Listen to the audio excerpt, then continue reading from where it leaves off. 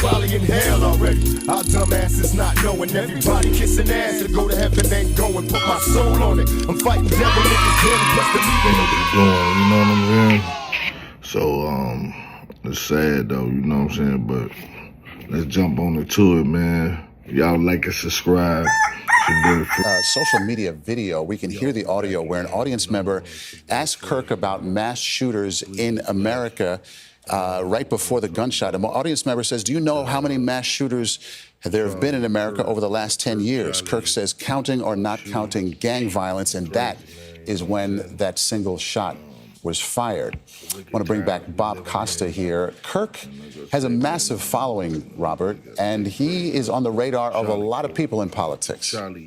He is, and we saw in recent minutes the California governor, a Democrat, Gavin Newsom, widely considered a major possible candidate for the presidency in 2028, writing on social media that he extends his prayers and his thoughts to the family, and then he called this disgusting, vile, and reprehensible to happen in the United States of America. He said we must reject political violence in every form. That's from California Governor Gavin Newsom. What's notable here is that Governor Newsom is someone who Charlie Kirk has engaged with in a podcast conversation. And Kirk is on the front lines of not only having these rallies like he did today in Utah, but he is someone who is going toe-to-toe with people of different views, like Governor Newsom, in a podcast setting.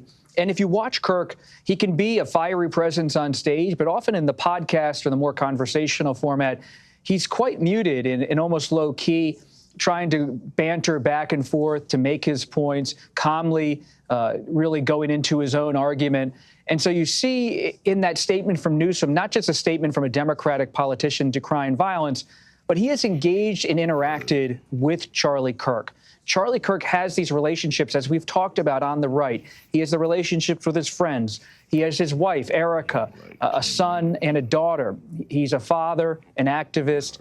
He's a Republican and a conservative. He's also someone who Democrats have talked to in different settings in recent years, and it shows a respect for Kirk from the left. Newsom doesn't just give his time to anyone. He is a very powerful, influential figure in the Democratic Party. He took time to talk to Kirk because he knew that Kirk, I'm told, had influence on the right, had influence in the country. And that, more than a lot, really speaks to Kirk's power in this country. He's a politically powerful person, not only because President Donald Trump has put his hand on Kirk's shoulder and said, this is one of my guys, this is one of my key allies, but Democrats have recognized Kirk as someone who's rising and someone who has to be engaged with if they, too, want to be major figures. Bob, we're talking about a guy who is 31 years old, and it was in 2012, so 13 years ago, that he founded Turning Point USA, his political organization that has grown by leaps and bounds. And we're getting from their chief marketing officer this statement. He was shot in the neck. He's at the hospital, and it doesn't look good. That's the update we're getting right now on Charlie Kirk's condition, that it does not look good. Ed O'Keefe, millions of people follow this man and love him, and now this. Yeah, this is a really distressing development, obviously, for his followers and really for anyone who's concerned about how political discourse is being carried out in this country now. And as Sam said earlier, political violence has always been part of our history, but that doesn't make it acceptable in any way. And, you know, again, if you're somebody who's learning about this and is not familiar with Charlie Kirk's work, again, an incredibly young guy, someone is, and I appreciate Bob bringing this up, that has shown great personal joy and excitement in being engaged in the process. That's what we should hope all young people are doing as they engage in the American political process and system, right, is to have joy and hope and aspirations, whether you agree or disagree with them at all. But much like labor leaders in this country, religious figures, civil rights leaders through the decades, this is someone who's been able to galvanize people on behalf of certain political figures or certain parties and to get them to turn out. And that's what makes him so influential. And what has made him so intriguing is that he's done it at such a young age and in the digital space, when those of us in the media and in elected politics are trying to sort out, how do we reach people? How do we get them to turn out for our events? How do we get them to donate? How do we get them to vote? Kirk has done that, and he's done it across radio, he's done it across television appearances, through podcasting, and through personally engaging leaders in the Republican Party who he's come to meet and who he's come to influence. And again, for those that have joined us later in this coverage, to reiterate the influence that Kirk has had over the Trump movement, but particularly the second Trump administration.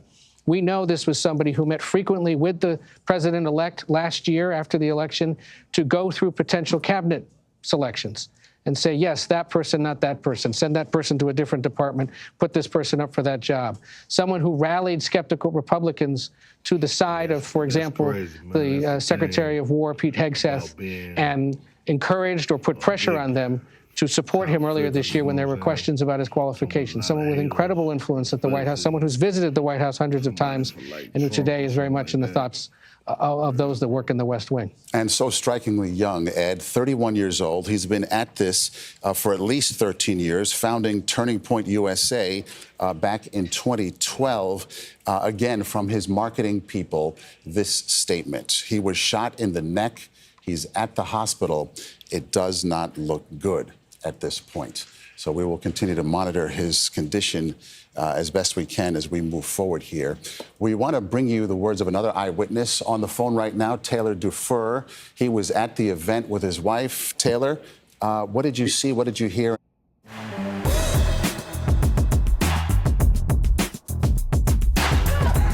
Where are you now? I'm in our vehicle. We're still in the parking lot. We can't get out now. We were about 30 feet to the side of him, actually almost directly in line of the shot, is what it looks like from looking at videos. Everything was great. The conversation was not heated or anything. And then, yeah, next thing you know, we heard one shot fired, and everybody just dropped down and kind of started to go into panic mode. So my first thought was get my wife to the ground and lay on top of her and help those around us if they needed. I can imagine just pandemonium, panic, and so forth. Did you see what happened to Charlie as he got shot and went down? I actually didn't see it actually happen, but I did look over as he was still in his chair falling. I could see a lot of blood coming out of his neck. EMS rushing to the scene? Yeah. Yeah, I mean, the police, everybody, that works in that industry, they were great. They got right to work, and we appreciate all those. What was going through your mind? You said 1 second they were debating politics in a civilized way, and then this. What were you thinking as this was happening?